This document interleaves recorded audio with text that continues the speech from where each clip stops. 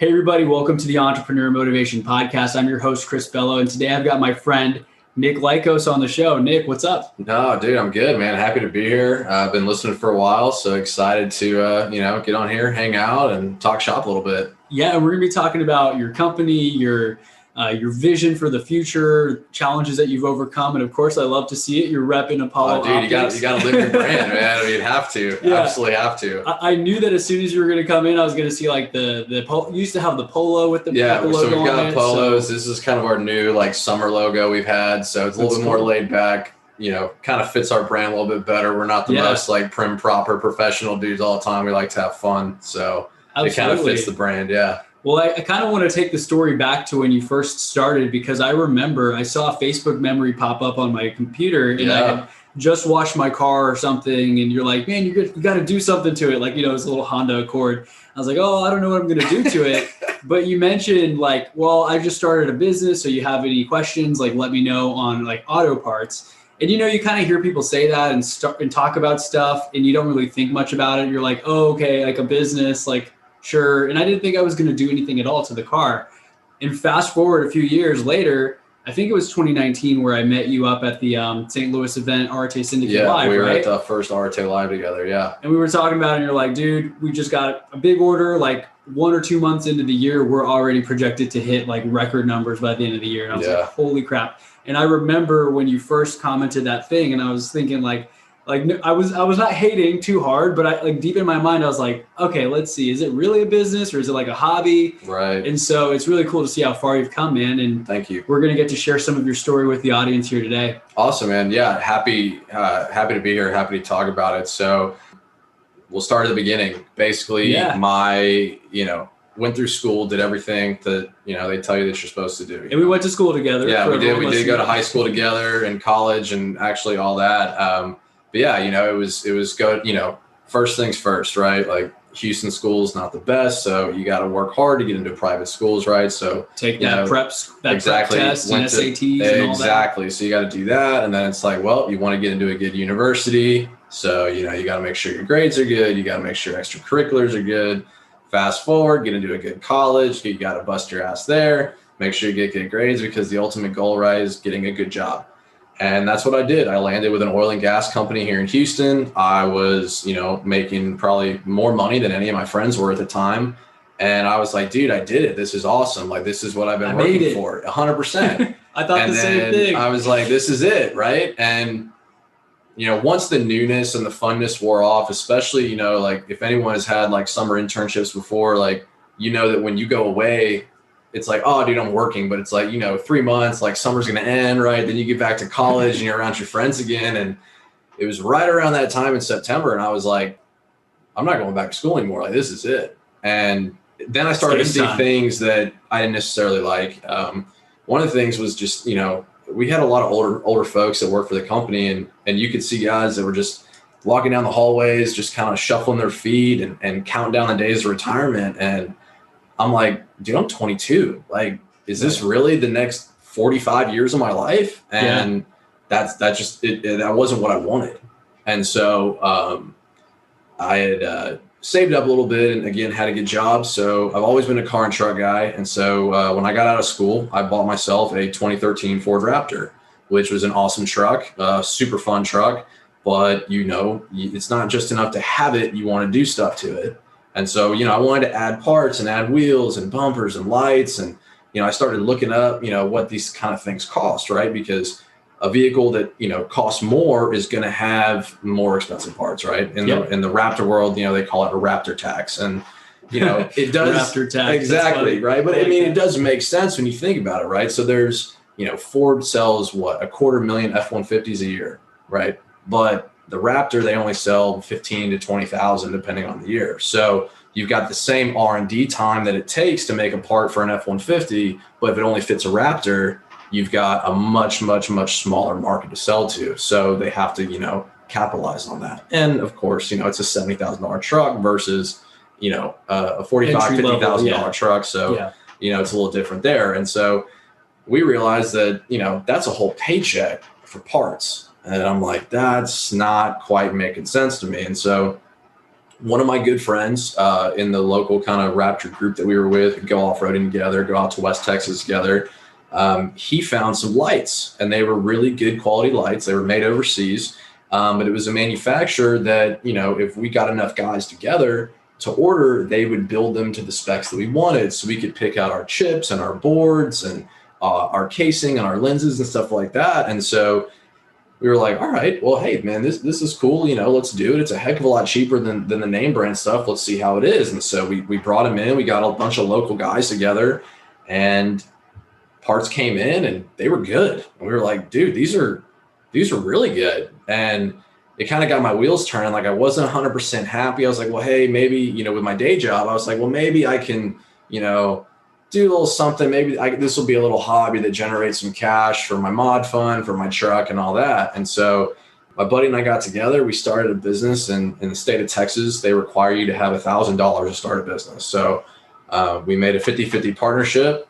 I put in $500, he put in $500. And then I guess you could say we kind of crowdfunded it without crowdfunding it. And so we got with our local group of guys. We're like, hey, we will give you, you know, a 20-25% discount if you're willing to wait 8 to 12 weeks for delivery. And what we did is we took what they wanted, and then we just doubled the order, and then got them their parts, sold the rest, and we kept reinvesting profits for the next 5 years. And then after that, we kind of grew, and we got out of just selling our own brand into selling other parts and things like that. And now we're a full-fledged aftermarket automotive parts retailer, focusing in truck and off-road, still primarily Raptor guys, but we do a ton of Ford trucks. Man, it's really cool to see how far you've come again. But like we were talking about before we hit record, you mentioned you focused on one thing first, the KC lighting. Was that? No, we had our own brand of lighting. You had your own brand. So that was the first thing that we did is we built our own brand. Correct. So we had a manufacturer. Yeah. We had a manufacturer, and they were willing to make to our spec. So, okay, so you made your own separate thing. Correct. And it was good. Correct. We branded it as ours, but we were able to kind of use the components that they offered, but we were able to pick our components that we wanted. So we could pick our own individual LED chips, our boards, our lenses, our casings, the whole 9 yards, and spec them to the level that we wanted. Because if I was going to do anything, if I was going to put my name on anything, it was going to be the best. I wanted to be top shelf, and that's what we did. So that was the start, yeah. And so you got very focused on that thing first, and then you actually just can you share that story you told me about where you stumbled upon a new opportunity? Absolutely. So, you know, we started out with just our own brand of lights, and then the market kind of changed a little bit, and it was flooded because there was a bunch of crap coming in, if you will, from Amazon and eBay and things like that. And you know, someone says, oh, this light bar has 70,000 lumens. This one has 100,000 lumens, you know, and no one's measuring any of this. None of it's real. It's all just bullshit. And so unfortunately, because we were not a major established household brand at that time, if they didn't know us personally or didn't want to do, you know, didn't do the research to figure out who we are, which, you know, that's our responsibility to market, it just made it very difficult for us to kind of sell our story to folks when the market was just flooded with so many cheap imitations. So what we did, we still carried our own brand. We still pushed our own brand, but we wanted to be associated with the best. So we became a lighting shop. So not just our own brand of lights, but we started getting in with all the major lighting manufacturers. So you had our Apollo Optics brand, then you had Rigid Industries, you had Baja Designs, you had KC Highlights. That's when we started carrying all of those. And then from there, it snowballed that we found that we were selling lighting to a lot of guys that were buying aftermarket bumpers. And so we started selling bumpers. Why not, right? And then, you know, we were kind of doing that for a while. That was really the first 3 years of the business. And then in January of 2017, January 2017, I had a former customer who was very pleased with what we did before, said, hey, Nick, really happy with that bumper and lighting setup. Can you get me a Retrax bed cover? And I go, And so I wasn't 100% sure how I was going to do that, but, you know, I knew that I could either get a dealer account with those guys or maybe find someone who warehouses their products, which we did.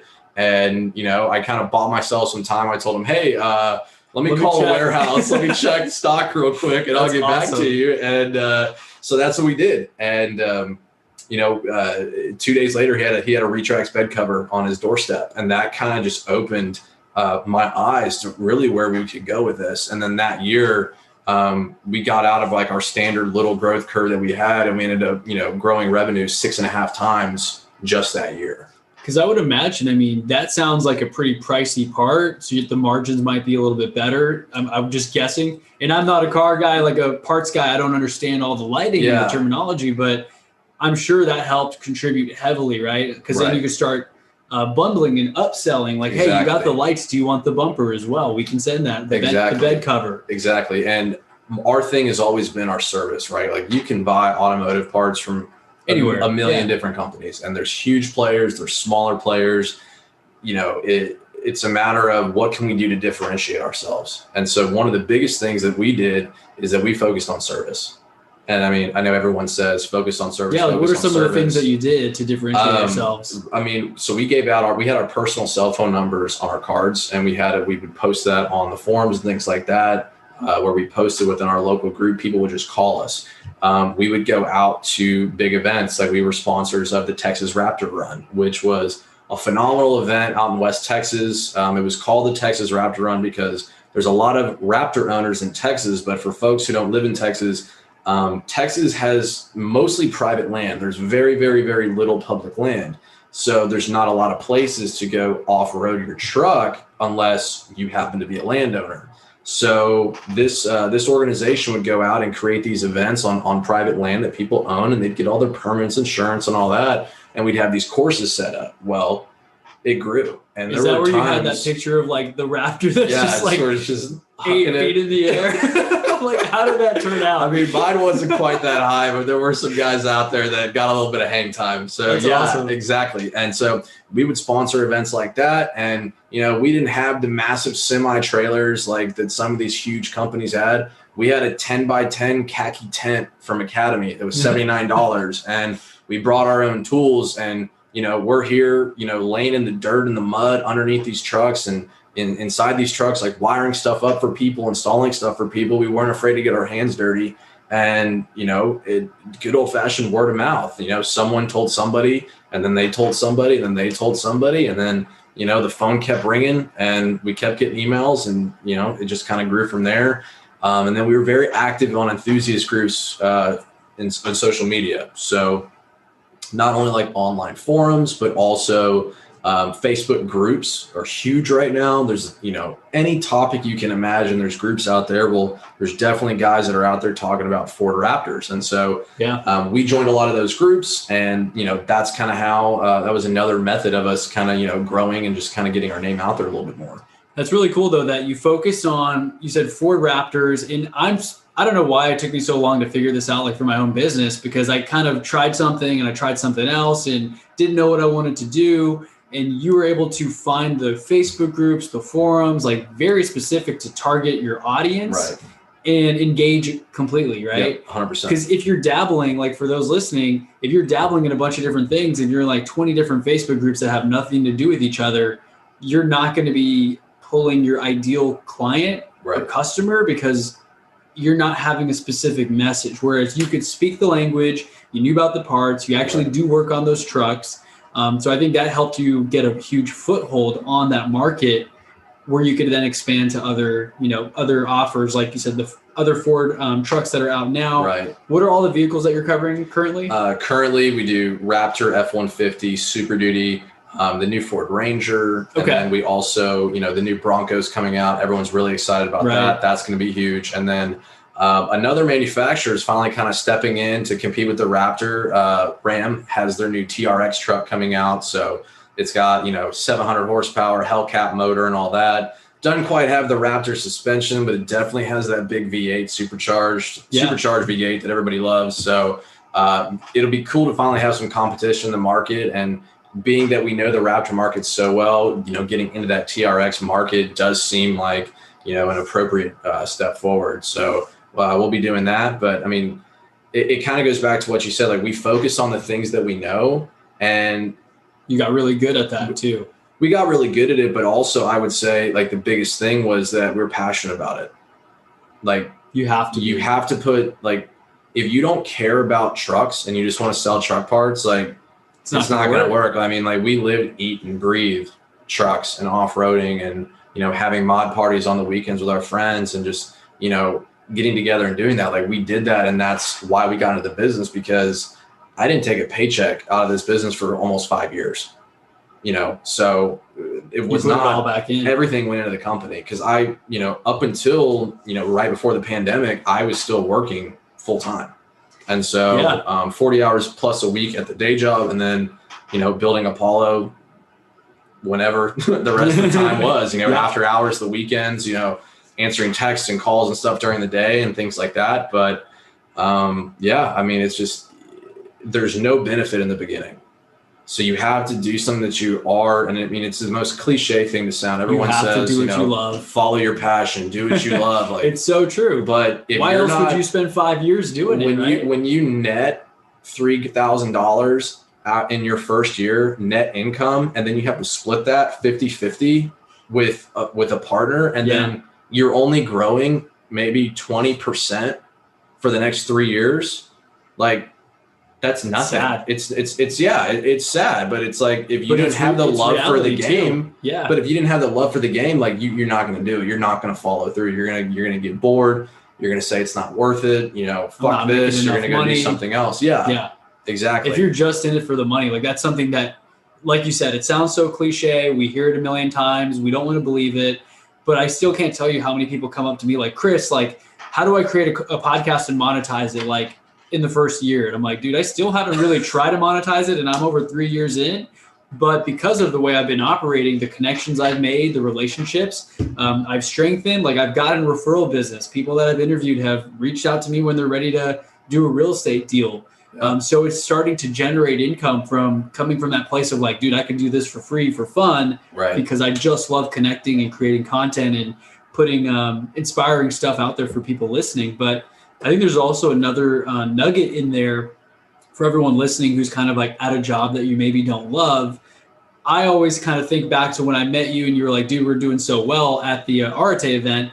And I kind of kicked myself because I'm like, man, I think I quit my job too prematurely, because I love how you hustled in silence. Your job didn't know about your side business. And you grew that thing to a level where you were comfortable, like you could quit that job at any point and like someone could tell you something you didn't like and you could just walk out right there. Because you had an asset that you built on the side that was actually at that point doing very well and continuing to do better and better.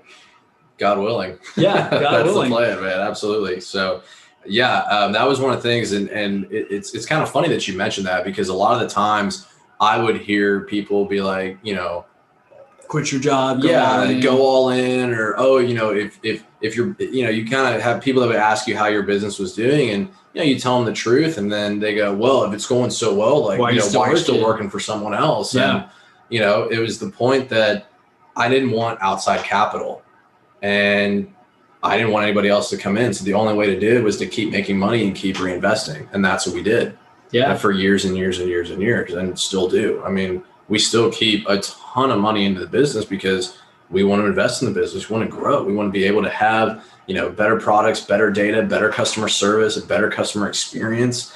You know, all those things are so important that, you know, that was the reason why, is that I was funding, you know, my life with my day job so that I could focus on building something that I was truly passionate and truly cared about. Yeah. And you actually have a brand now at this point too, which, I mean, of course, at some point in the future, if you ever wanted to, you could sell that, get acquired. I mean, if you wanted to. I know a lot of people say that's their baby though, because then what would you do next? You'd probably start something similar or be like, let's do it again in this area. Yeah. Right? I mean, it's one of those things where, you know, you always have a plan for the future. You always kind of know, you know, which direction you're headed. You know, and for me, you know, this is definitely a part of it. I can't quarterback it though. You know, I mean, I want this to be something that I do forever. Like, this is something that I enjoy. It's something I'm incredibly passionate about. It's a phenomenal people, phenomenal industry. It's fun. Like, if you're a gearhead, being able to go out and play with cars and trucks all day, like, is super fun. Right. And so I don't think I would ever want to get away with that. But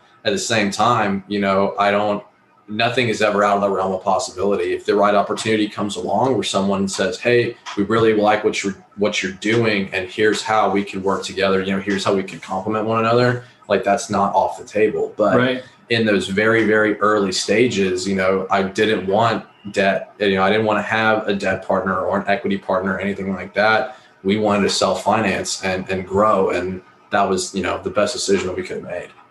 Yeah, no, I mean, there's so many nuggets in there, and I still feel like you have so much more to grow and go. Like, I'm excited to see where you go, because I know how far you've come and how much further you're going to go as well. So I'm kind of watching from the sidelines and cheering you on, man. I appreciate that. Because going back to the truck thing and how you're passionate about it, I mean, I know you are. I remember like our friend Ryan, like on that S-Jet, like the school teleprompter, he was like giving the news, and he's like, so it's like 75 degrees and Nick Lykos drives a Nissan Titan. Like you always talk about your Titan. Well, dude, I remember even before that, about it. I was, and I remember even before that, you and I were in Spanish class, and we were sitting there with Devin, and we were all like around 15, 16, like we're all getting our licenses. We're talking about like what our first cars are going to be and what we're going to do to it, and like this and that. Man. I mean, I had a little Ford Mustang. You had the Mustang, and Devin had that Expedition, and then he got his exhaust on it. He was all excited about it, and I mean, we're all sitting here. And I got like that racer spoiler on my Mustang.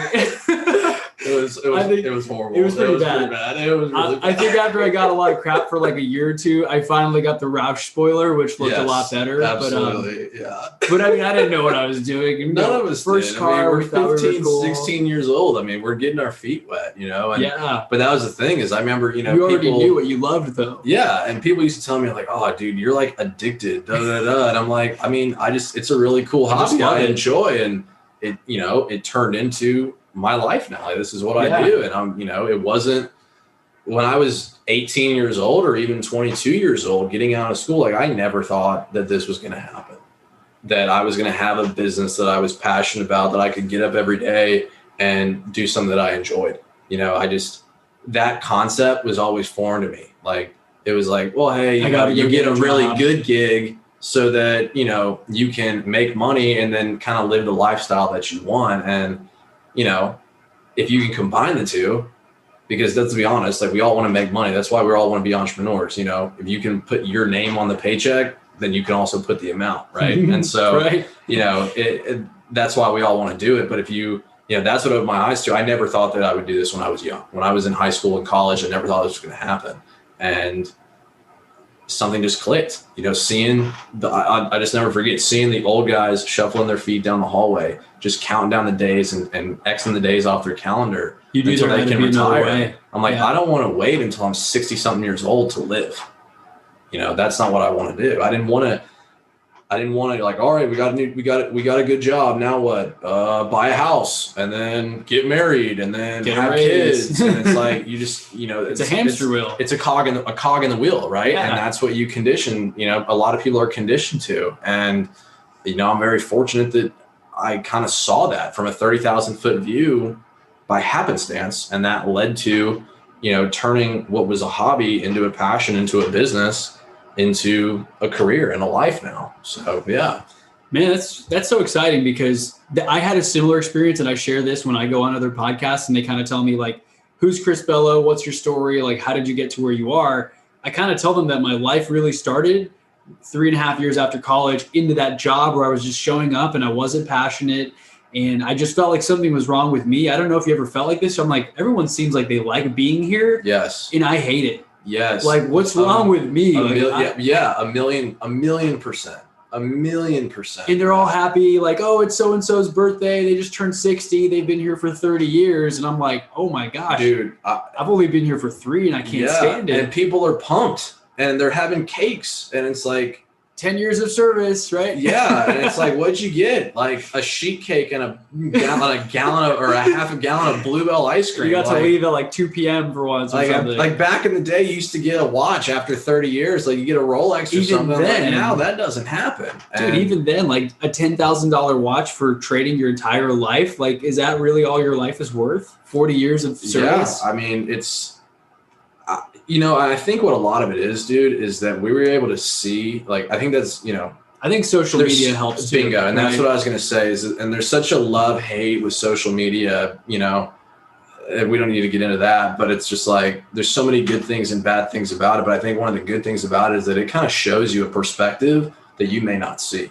And what's possible. That you don't know exists. Right. Yeah. And so you're seeing like, there's people out there that live in these monster houses. There's people out there that live and they drive these, you know, amazing cars. Badass cars, dude. And then, you know, you hear someone tell their story, right? Because, you know, and Andy Frisella, phenomenal example. Secret Academy right? As well, too. Secret Academy with PJ. Yeah. I mean, you've got these guys that are saying like, this is who I am now, but I was like you.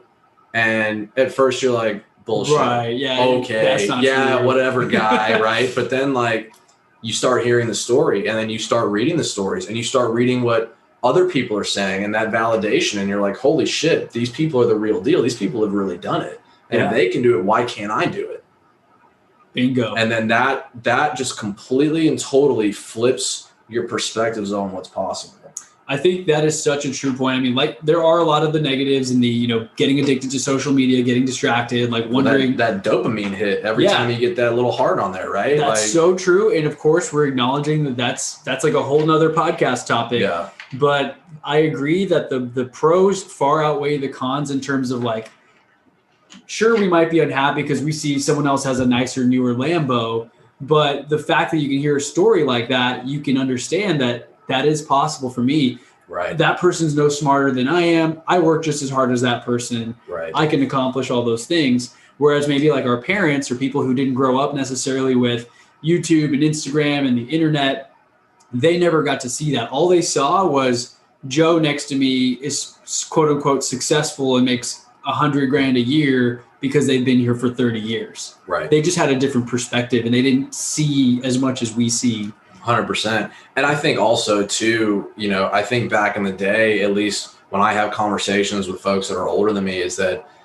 back in the day, corporations really, really like took care of their people. Like you were family. I mean, people would go to a company and there was loyalty. I mean, hence the pension program, right? Like pensions were huge because it's like the more time you put in with this company, like you're going to live a really, really good life when you retired, and maybe you retired at 55, you know, and then something maybe happened. It was automation or whatever it was, right? And I think now, you know, business lost that human connection for the sake of profit. And I think now, obviously, we still want to profit, but the cost of entry and the barriers to entry are so much lower. And people are starting to bring that heart back, like that culture is a part of their brands. Like people start referring to, you know, their team or their guys, and it's not our employees, our staff, our workforce. Like there's a different dynamic to it. And I think when you're able to bring that culture within a company and actually care about your fellow man next to you, and you care about the people that work for you, and you care about the person that you may work for, that is a trickle down effect to your customer experience. They're going to feel the same way. And I think that's a massive shift probably within the last, I would say, decade, that you're really having that now. Like it's coming full circle. Like people went to the full automation route. Great. Now everyone's automated. So how are you different? Right. So what to differentiate, you had to go back to customer service. Yeah. And I think to get the best customer service, you have to have a good organization, because if people aren't happy to work there, then they're not going to give a shit about your customers. Yeah. I heard that on another podcast recently too. I can't remember if it was Southwest or one of these airlines that was trying to turn around. And the story was saying that they were focusing on the happiness of people working for them, because that is absolutely true what you just said there. If your people are happier, it's going to rub off. Like how you feel every day rubs off on all of your relationships at home, with your friends, when you get on calls, and people can feel that energy. So if you're happy at work and you love what you do, chances are your customers are going to feel that. Versus when we were at those jobs that we weren't passionate about, maybe I would get negative feedback when I talked to a manager because like I wasn't interested in the stuff that I was working on. So when I presented it, it kind of was half-ass, right? Yeah, it definitely can. And they can tell, yeah, for sure. Because I'm like, dude, I did it. Like, what more do you want? Right, exactly. Yeah, it's like the job's done, right? Yeah. I mean, you're doing it with just that base amount of Like the bare minimum. Like you're literally checking the box. Exactly. Right. And versus going above and beyond. Correct. And, I think that happens when you get into a situation where everyone's counting down the days of retirement, counting down the days to, Friday and happy hour and this and that. And, that kind of was one of the things that was another red flag to me is I was like, am I just going to be chasing Friday forever every week? Yeah.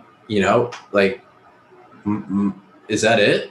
Like, the next Friday and just counting down the days. Can't wait for the weekend. Oh, dude, we got a 3-day weekend this weekend. Like, hell yeah. Like, right. Like, what's the point? Dude. But I think that's another point where social media comes in so handy because I follow Gary Vee. I'm sure you've seen some of his stuff where he's like, if you're living for Friday, your shit's broken. Like he'll say stuff like that where you're like, you might have never ever thought about it that way. You might be one of those people listening right now who can't wait for Friday. But when you stop to think, like, why am I so excited for Friday? It must mean that I'm doing something I'm not passionate about. Or just you hate your Monday through Thursday. What am I doing on Monday through Thursday? Why am I doing it? Sure, it might pay the bills, but like let that light a fire under you for whoever's listening to actually take action towards your goals and dreams. Because like you are an example of someone who felt that pain, started to do something about it, worked on it, invested all your money into it for 5 years, like didn't really make any money. And now I mean, it took time and work, and so like, that was one of the things for me is, going to the bars and stuff like that's fun. But again, like after that first summer that I had when I was in school or, first summer after I graduated, reality check, right? You're right. Like, and I'm like, all right, so I'm going to the bar. Like, is that like, I just got really tired of it. It got really, really old because it was the same bars and the same people and the same bullshit. And I was like, this isn't interesting to me either. I mean, it got as mundane as going to work. And I was like, well, that's not what I wanted to do anyway. And so I was like, at least if I'm doing something I always did in my free time, which was, hop on the forums and look at parts and talk to people about, parts and off-roading and stuff like that. I was like, I'm already doing it. I'm already passionate about that. If I can flip that into something that, and again, at the beginning, I had no idea. I was thinking maybe it could fund my hobby. Like that's what I was going to get out of it. And it wasn't until, that steamroll, or not that steamroll, but kind of like that takeoff effect from when that one customer reached out to me, like he changed my perspective, which ended up changing, the future of Apollo. Right. Yeah. And now you've grown a ton. Are you still a part of the RTA Syndicate group and everything? Yeah. I see you're very active in that as well. If you want to talk about that a little 100%. Phenomenal organization started by Andy Frisella, Ed Milet. Did my first year. Everybody wanted to be in the syndicate, and you had to kind of make it into that. Pretty high level, those are some high level guys, and so I was accepted to the accelerator my first year, so I did that. Such great information from both Andy and Ed, and when they get on there together and they can kind of just spitball back and forth and you have a clear topic, but then you hear these two guys just kind of riff on, I mean, so much experience and so much information from two incredibly successful dudes. I mean, it's awesome. And then their network is awesome. So, hearing just some of the phenomenal speakers that they would have on there was great. And so the opportunity came around the next year to get into the actual, to either re-up your accelerator membership or to get into the syndicate. And I actually was accepted to the syndicate and joined the syndicate that next year. And that was a absolutely phenomenal experience. Yeah, you've been to like Ed's house or Andy's house, right? Yeah, Ed had that beautiful, he called it Copper Rock Lake House in Coeur d'Alene, Idaho. Beautiful, beautiful home. We went out to Whistler, Canada for one of the trips, and we had just, some phenomenal guys out there. Charlie Jobbley spoke to us, just. Is that the Charlie Rocket guy? Charlie Rocket, yeah. Charlie Rocket, Charlie Jobbley. Just so many incredible individuals that you get to hear from. I mean, we heard Peyton Manning tell everybody what Oklahoma means and why he says Oklahoma. Of course, we talked business, but that was one of Andy's questions. And I was sitting there, I was like, dude, I always want to know what that meant too, right? So you got an inside scoop. But the cool thing about it, though, is that, everyone wants to always say, oh, your network is your net worth, right? And it's super cliche because, everybody and their brother puts it out there. But what was the most powerful thing about the syndicate and the RT experience overall is it's not Andy and Ed. Like, yes, they're badass dudes and they know a ton of stuff, but it's not them. It's not the calls. Although again, there's tons of helpful information in the calls, but talk about a way to get people who think like you in a room in one room together where you can talk shop and you say, hey, what do I need? And everyone sits in a little discussion group and says, what do I need?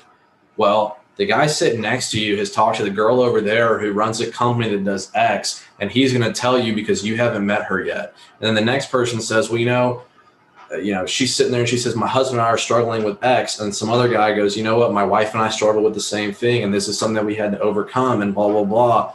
Here's my thoughts on it. People don't have that. And it's extraordinarily difficult to create. And that's what's so powerful about that organization is that you would watch when anybody needed anything, minimum 3 people hop in and say, hey, I got this guy. Hey, I've got this girl. Hey, I've got, amazing. I've been there before, blah, blah, blah. And so, that's what's so powerful about that. But especially like you mentioned, that higher level, like the network, the net worth. If we were to ask a lot of friends, maybe we went to high school with for something, I mean, they don't know diddly, they don't have contacts who can connect us.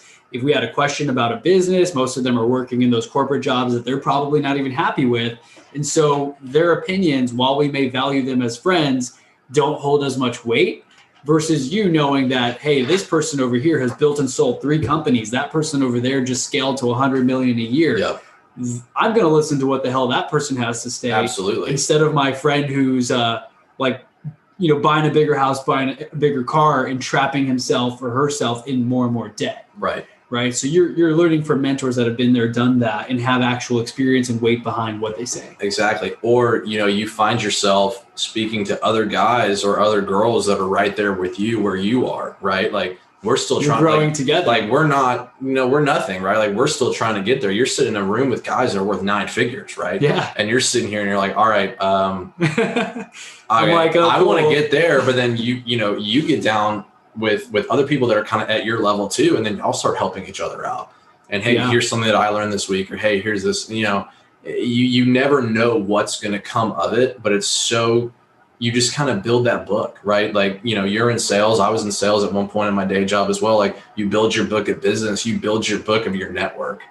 So you got a guy, Oh, I've been there. Oh, I got a guy. I'll give this to you. Like, everyone has a guy. And then you get to the point where you're an Andy and Ed and like, you are the guy, right? Like that's, you just become the guy. That's where they are, right? And it was so cool just seeing like the reciprocity, like between, everybody in that organization, which you had, the top shelf guys, and then you had kind of, the more entry level guys like I was, and just the dynamic in there was just phenomenal. And I don't think you could put something together like that by chance. Like that was just really well orchestrated. I mean, I remember when I went to the live event, my friend Safir, who I've interviewed on my show as well, he's a Houston-based entrepreneur. Yeah. I'm not sure if you met him. We actually, we did meet in St. Louis. Yeah. Yeah. Okay. So we were hanging out over there as well. And actually, we had a group of guys that hung out. We saw like the Arch or the Arc. I never know if it's Arc or Arch or whatever, but like we hung out, got some food. Yeah. There was a lot of great guys. And I felt like even though I never was in the Arte accelerator, like I just went as a guest, I'm still friends with a lot of those people. I still keep in touch. They constantly reply to my story. If I have a question, they'll respond with something that they think could be helpful or offer a connection. And those types of people, I'm listening to a book I've heard about called The Go-Giver. I never heard it before, but basically the idea is instead of being a go-getter all the time, if you're a go-giver, just give and you shall receive, right? Like just give as much value. It seems like people in organizations like that are go-givers in that they're constantly like they're not asking for anything in return. They're just giving you all the information, making connections for you, making introductions. And they know that it's going to be reciprocal at some point, right? If 3 people are answering your question, 3 people are going to answer their question, and you all help each other level up. Well, I think it also, and totally agree with what you say, but I also think that it puts you on other people's radar. Like if you're the person that's out there and you're always doing something, people are going to start to wonder, like, because that's different. They'll be like, what the fuck is that guy up to? What does he do? Right. I just want to be a part of it. Right. And then you want to know like, oh, well, he does X, Y, Z. And then now you know, and then you're like, oh, well, I could use that, or I know someone who uses that. And you go to that person. And then maybe they go to you, or they introduce you to someone else, and there's some commonality there. So, I mean, you know, it's yeah. I mean, if you, when you go into things, and I think that you have like a truly selfless desire to do something, which is hard to do when you're not making any money at the beginning. 100%. And I'm guilty of it. Like, are you kidding me? Like, when I was working 40 plus hours at a day job and 40 plus hours of this, like, the last thing that I wanted to do was help somebody else out. And, you know, that was probably the wrong attitude to have. But I mean, it's easy for us to get into that because you do, to an extent, have to be focused on me when you're building something, because it's, you know, that's your baby. That's all you have. It's like putting the oxygen mask on first in a plane, because you can't help others if you can't even pay your own bills. 100%. Yeah. So very cool, man. So what do you see next for the business and the growth? I mean, like, how does your typical day look in your schedule? Like, are you rigid about it? I'm just curious. Are you like hanging out and things are automatically happening, or are you focusing more on the vision and the relationships? Honestly, man, at this point, I'm still really involved in my business.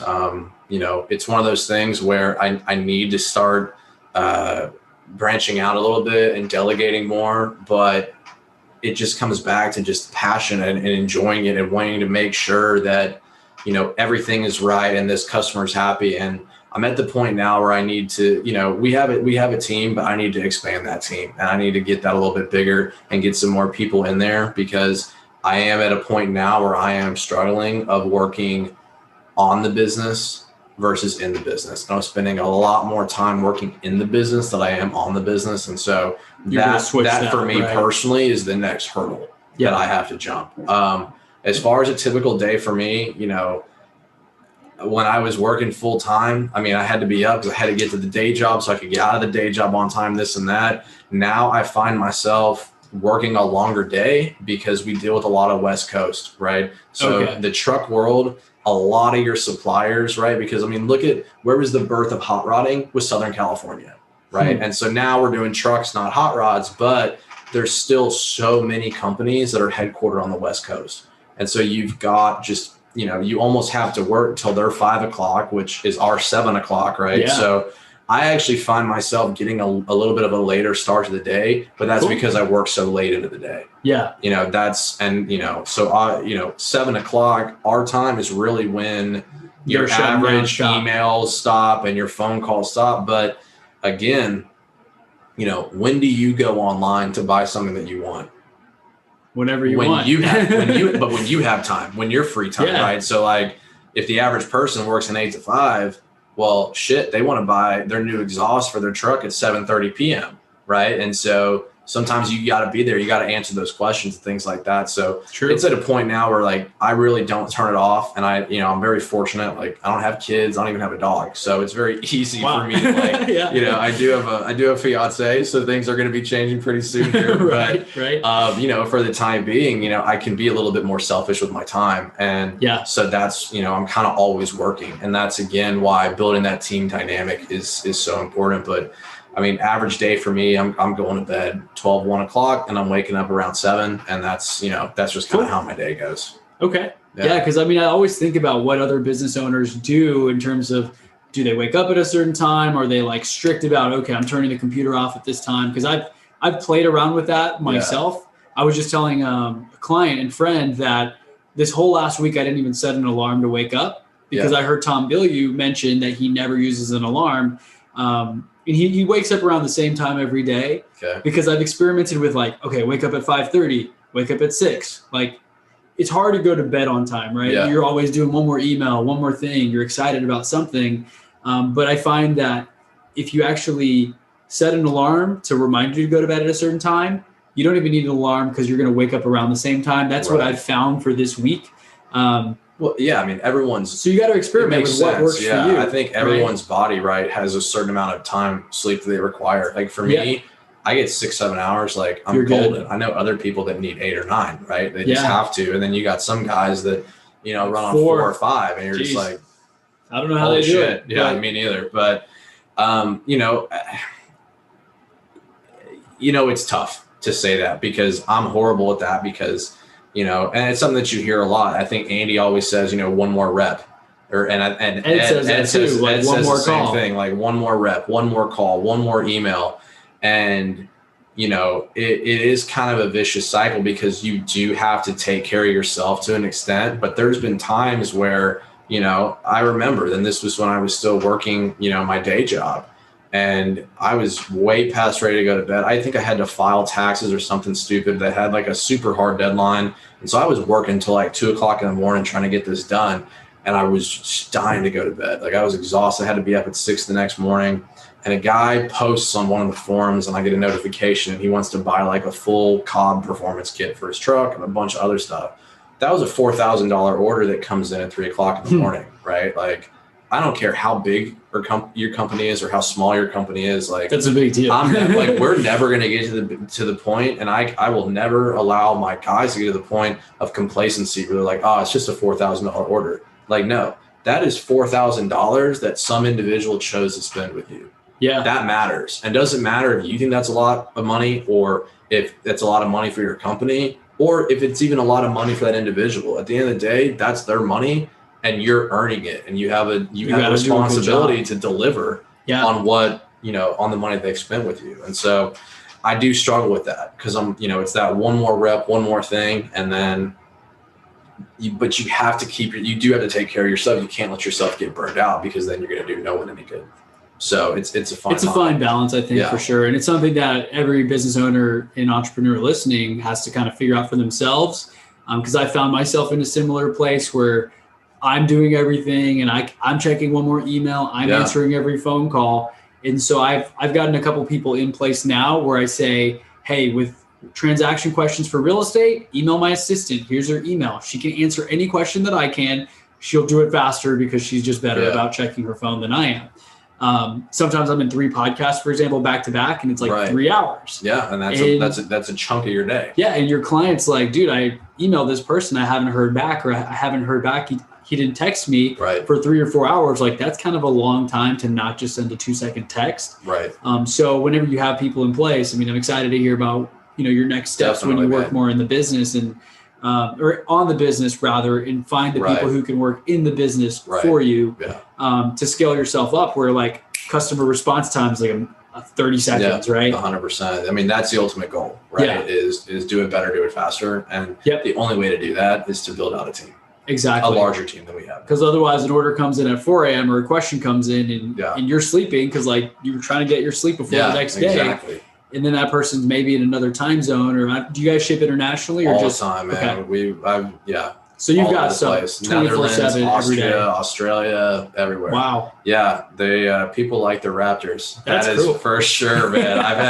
I've had guys Germany and they love big V8s and they pay through the nose for them because like the way they gotta take them over there. A lot of Europe, they actually like motor vehicle taxes are based on motor size. Really? So they're paying because more for they tend to be a little bit more environmentally conscious overseas, and so like the bigger motor you have in your car, like the more tax you pay on it. Jeez. So while we're over here and we're like, oh man, like a Lamborghini Huracan is a badass car. Well, there were guys in London in the UK when they built the 2015 and up new Mustang. It was built as the first ever world's Mustang, and they wanted you could get it with the V8, but that's going to cost like Huracan money in the UK to be able to have a 5.0 liter over there, which is one of the reasons why the 2.3 liter EcoBoost Mustang actually came out in the first place. But that's a story for another time. Yeah. See, this guy knows about his cars and trucks. Like you're very plugged in. You have to, man. You absolutely have to. But no, we've got some really cool customers overseas. Again, it was one of those things where, you're on a 12-hour shift, so you may not get, it may take a few days to get a transaction done because, you're totally flip-flop schedules. But we do that. So that's fun. That I can attest to that as well, just for podcast interviews, because I usually do mine in the afternoon, but whenever I have to talk to someone in the UK or Singapore, like one of us is having to do a call at 8 p.m. or 8 a.m. Right. So there have been times where I'm like, gosh, I usually work out around 8 or 9 a.m., but I'll do this podcast interview because it's like they're 8 or 9 p.m. Right. And that's just how it is because the time difference is so extreme. But that just goes back to you got to do what you got to do, man. And the thing is, fortunately, if you love your business and what you're doing, you don't mind having to do that thing at 2 a.m. every once in a while, right? Yeah. You're going to do what you have to I'll do. be honest. It sucks. Yeah. Like, it's hard. Like, I'm not going to sugarcoat the shit. Like, it's hard doing this. Like, and I'm not patting myself on the back or anything like that. Like, I chose this. Yeah. So I'm not, You did this to yourself. Yeah, that's a funny joke I tell my girlfriend. I'm not like virtue signaling or whatever. Like, right. But you're passionate about it, but it's not always rainbows and roses. And most of the time it's not. Most of the time you're basically getting slapped around all day by customers, by suppliers, by this and that. Like, you got problems. It's always a problem. There's always something, and there's always an email, there's always an issue. And so you always have to be dealing with that. So like, I'm not going to misconstrue like, oh, everything's hunky dory. Like, it's not. But at the end of the day, if you're still doing something that you're passionate about, it makes it tolerable. It makes you want to keep doing it. Like, because if not, then you would just be a glutton for punishment. Right. So you got to get something out of it, and doing something that you're passionate about effectively for free, or for like, 30 cents an hour. If you really want to like break it down, you have to really enjoy it, or it's just, you're going to get burnt out. You're going to hate it. And you're going to forget every reason why you started, because you never started for the right reasons in the first place. Exactly. And the quote that I love is, entrepreneurs work 80 hours a week for themselves to avoid working 40 hours a week for someone else. That's the fucking truth. I don't mind doing it. If it's on my dime, I'm my own boss. No one's telling me what to do. Right. Yeah. Versus someone just rubbing you the wrong way, or kind of being a little condescending in a request, or having something stupid. I remember, like, this was one corporate example where, you don't really work on the weekends in corporate because you're like, I'm not paid for the weekends, right? Right. So one guy asked me to do something on Friday, like afternoon, 4 p.m. Like, hey, we need this thing, these 3 slides. It's going to be presented to the VP or whatever next week. And I'm like, okay, cool. Monday morning, I like run into him at the restroom, and he's like, how was your weekend? I was like, good. How about yours? He's like, I couldn't really sleep while I was waiting for those slides. Like, he was kind of being a little funny, but the way he said it, I was like, I knew he was serious, that he expected me to work on that over the weekend. And I was like, dude, that wasn't going to happen. Like, are you paying me for over the weekend? And one of the many gripes we have, of course, with those day jobs, which was like one of many straws that finally broke the camel's back. Right. But it is a good feeling when you put in the 2 week notice, and you're like, okay, I'm out, focusing on my business. Yeah. You're a business owner, you change the title, right? Yeah. When you put it on LinkedIn, I think I remember seeing that. Well, actually, I never put anything about my business on anything that was public, because, I wanted to keep my work life and my business, like my Apollo, completely, totally separate from one another, because at the end of the day, like, you're not necessarily breaking any rules, but like, it's definitely frowned upon. And I just didn't want the headache. I didn't want the bullshit that was associated with that. So I chose not to. And it wasn't until I did put my 2 weeks notice in that I, actually backdated my LinkedIn and like put like, oh, hey, we started this in February of 2014. By the way, like, I was doing this the whole time. Did you get anyone who reached out and asked you about it? Not directly, but LinkedIn does tell you who views your profile, and so I was getting notifications that like previous a very high number of people from a previous organization were looking at my profile. So I think a couple of folks found out about it. No one ever really said anything about it, and they're always kind of like happy for you and probably a little jealous. The people that I chose to tell about it were ecstatic, and they were like, dude, I'm so glad to hear that. I always thought you should have been doing something for yourself the whole time. Other people were like, wow, holy shit, all this makes sense now, because you kind of you're always gotta slide with your stories a little bit. You're like, oh, why'd you go to Vegas this week? And it's like, well, the real reason is we took our F-250 to see the show, but why did I go? Just for fun. My buddy who works for other companies said that we should come out, so he got me a ticket, right? Like, it wasn't totally not true, but right.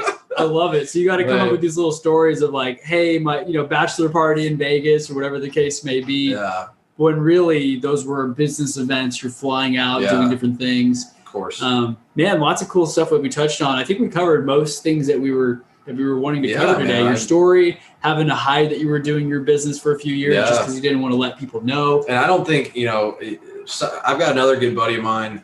He has chosen to be 100% upfront and honest with his employer. of what he's doing, and they're very cool. He works for a much smaller company where I think you can get away with it. He works directly companies. with the owners, and so like they're entrepreneurs themselves, and they so can I think appreciate that. You're always going to have, you know, like they may not necessarily like that you're doing your own thing, but they respect it enough, and so he's kind of got that. I always worked for big corporations, so I never wanted that because, you know, I just feel like you don't want any animosity towards you. You don't want, and there's always politics involved, and you just want to avoid that. You didn't do that great on that project. Was it because you went to Vegas this weekend for that your other business, right? Having a day job does not make you inauthentic. It doesn't. And there's people that will try to cheapen it and say like, oh, well, it's just a side hustle, or, oh, it's just that. Oh, he's just a hobby. Like, you know, and you'll have competitors say that. You'll have other people say that. And, you know, it's just talk. Yeah. Right. Like if you're going to do what you say you're going to do, then it doesn't matter. It doesn't fucking matter. And Tony Watley, right? He's another Arte Sinker member. He talks about that, the Side Hustle Millionaire. I had him on the show as well. Yeah. He has a whole like branding about that, about how you shouldn't have to quit your job. Like you can build these things. And he did. He worked in oil and gas for like decades. Yeah. Paid his way through school, worked multiple jobs, got educated, and had an engineering high-paying job. Yep. But of course, he still was building his side hustles, which ultimately helped him escape from that rat race or the trap of like 100%. Being stuck in the corporate world forever. Yeah. So it's just really cool what happens when people actually take risks and build their business. Yeah. You got to skate around the politics and like not really tell people and leave at lunch sometimes. But once you get to finally break off and focus on your own thing without the stress of wondering how the hell you're going to make money next month, right? Like that is a freeing place to be. Yeah. Because like I talked about a little earlier, like I quit my job a little prematurely before I was making any real money. Yeah. And it was a lot harder. You went all in on your passions. I went all in, and like 5 months later, I was like, oh crap, like I made like $5 this whole time. Yeah. You know? But I think it was part of the journey as well. So if I hadn't quit that, if I hadn't started that journey, like I might not be where I am today. Right. I might not even have this podcast. Who knows? Like we might not be talking here today. No, exactly. And I just think that's so important. That's just, you know, something that's always been passionate to me, because I just remember like, you know, you hear, you know, the peanut gallery behind you and they say this and that, and it doesn't matter. Like, yeah. Who and cares? A lot of the people telling you those things, like, would you trade places with them? If not, super. Why would you listen to them, right? Super, yeah. I'm like, dude, that guy gets paid as much as I was getting paid. Like, why would I listen to their advice? Yeah. I don't know. A lot of people get trapped in that as well. Like, get a bigger job, they switch to another company, they get a little bit of a raise, they upgrade their car, they have no assets. I mean, Rich Dad Poor Dad talks about it all the time, right? They're spending all their money on things that don't make sense. Versus like strategic, like exotic car hacks type thing. Like you had the BMW, you traded it up. You're actually making moves with the cars and stuff that you're buying oftentimes, which is just looking at it a totally different way. Yeah. Instead of sinking your money into like a brand new car all the time, you're strategically buying it. Like, didn't you buy that one out of state, I think? No, but I basically like side story. Side story. Like I lucked into this. Like you found this awesome Raptors hold their values like extraordinarily well. And no one knew that when they were buying them, because when I bought mine in 2013, they'd only come out in 2010, and they didn't even get the full crew cab until 2011. So I had a 2013. No one really knew what was going to happen with the values, and they were so hard to get at the time that it kind of like push the demand was up to the point where you didn't go in and be like, oh, hey, what can you do for me on the sticker price? Like, it was like, no, that's the price. And some dealerships, not so much in Texas, but big time in like California, they were charging ADMs. And so you got $20,000 adjusted market value over sticker price, right? Jeez. So, you know, you had that whole thing. And so I ended up driving my first Raptor for 3 years and 9 months. I put 52,000 miles on it, and I lost, I think, $3,500 in equity. Wow. And so then I rolled that I found a dealership that was willing to buy it. They offered me a phenomenal price for it. They happened to have that BMW that I liked. So I bought that. I kept it for 4.5 months, and then I traded that one and kind of kept using the tax credits, because, you know, in the state of Texas, not so much in all other states, but in the state of Texas, when you trade in a vehicle, when you buy a new one, you only pay tax on the difference. You don't pay the full sales tax on the entire MSRP of the car. So you know, if you're buying a $50,000 vehicle and you're selling, you know, or trading in a $41,000 vehicle, you need to count the 6.25 on the 41,000, because that's actually, because you're only going to pay tax on that $9,000 split versus paying tax on $50,000. So that's something to keep in mind too. So we did kind of roll through them, and I did that because it kind of bankrolled me into getting into my second generation Raptor, which then we got out of it. Now we've got the Super Duty that we built. That's one that we took to the SEMA show in Vegas in 2019. And, you know, pretty happy with that one. I really like that one. It can pull all the stuff that we need, put trailers behind it and stuff. So maybe hanging on to that one for a while because I like it. But, you know, we got the new Bronco on the way, so we're pretty excited about that one too. Yeah. Man, that's really cool. So you're still in your passion. You're getting to play with toys. Like, you love cars. You're going to shows. Yeah. You're hanging out with high-level people in your mastermind and living the life, man. Traveling. And I'm still working 80+ hours a week, man. So but you love it, though. But I love it 100%. And it's, you know, it's not all sunshine and rainbows, and I'm extremely far away from where I want to be. But I feel like I just keep chipping away at it every day and trying to just, you know, move that needle forward every day. And again, to sound cliche as hell, because everyone says that, but it's a fact. Like, you know, taking those small incremental steps and those extra emails, those extra reps, you know, you get to a point that you don't think was possible. Like, I never saw myself where I am now.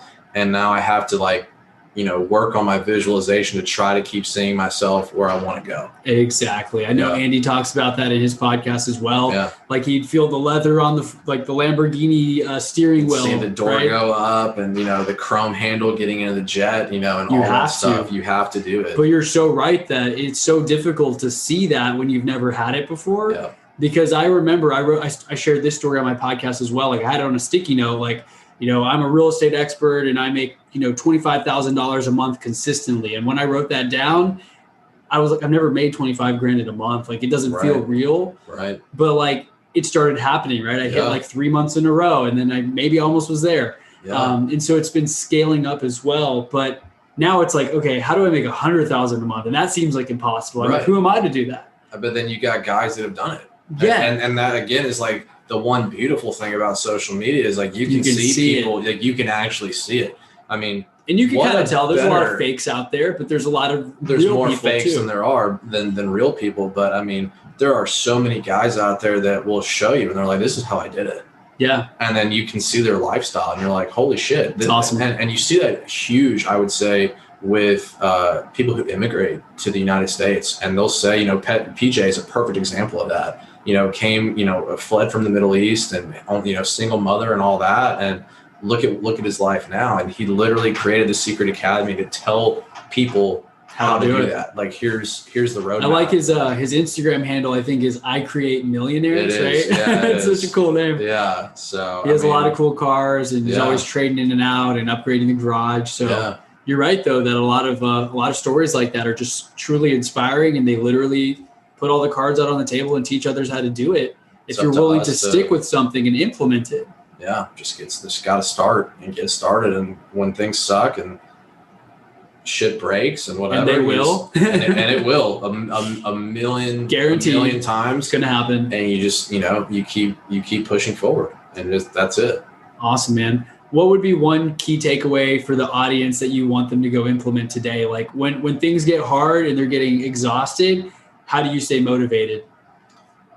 I get wound up, and you can get really wound up when things happen and problems happen and issues arise. And I would say the one thing is take a step back and remember your why. Remember why you started, and remember where you want to go. And that's why you want to keep doing this. And so, you know, like, you've had a long day, it's 6 p.m., you're still working, problems are still coming in. Just go, you know, I mean, I used the gym for that. For me, that was my biggest thing, is I would always go to the gym between my day job and then what I called my night shift. Chance to reset. 100%. And so that was my reset period. So that was really easy. Now that I'm doing it full time, you know, it's funny. Like, I could go to the gym whenever I wanted now, technically, right? But I do it kind of at the same time that I used to, because it's that reset point. Like, after working all day, even though now it's like working on Apollo and then working on Apollo again. Right. It was the same thing of like, all right, well, hey, we gotta, I gotta get away from this. I gotta go hit the gym. I gotta go ride my bike. I gotta go do X, Y, Z. I have to do something to just get out of this and then get back into it. And then, just remember why. Remember your why. Remember why you started. Remember where you want to go. Super powerful. I mean, when you have that why, when you have that vision board, when you do those visualization exercises, things get hard. You close your eyes and you just think about where you're going, and then you put your head down and do the work, continue to get there. 100%. So Nick, this has been great, man. Awesome. Where can our audience go to connect with you to learn more about Apollo Optics and everything else? Perfect. Yeah, absolutely. So you can find us on Instagram, Apollo_optics. You can find me personally at Nick Lykos. That's NICKLYKOS. Mostly post on Instagram. Don't really post a ton on Facebook or anything like that. But that's the easiest way to find us, or just Google the name and give us a call if there's something we can help you with. Or jump in a Raptor forum, right? Yeah, you'll probably find me on there. So yeah, absolutely. Well, dude, thank you for your time. Thanks for sharing your story. Appreciate it, man. Yeah, man. Appreciate it.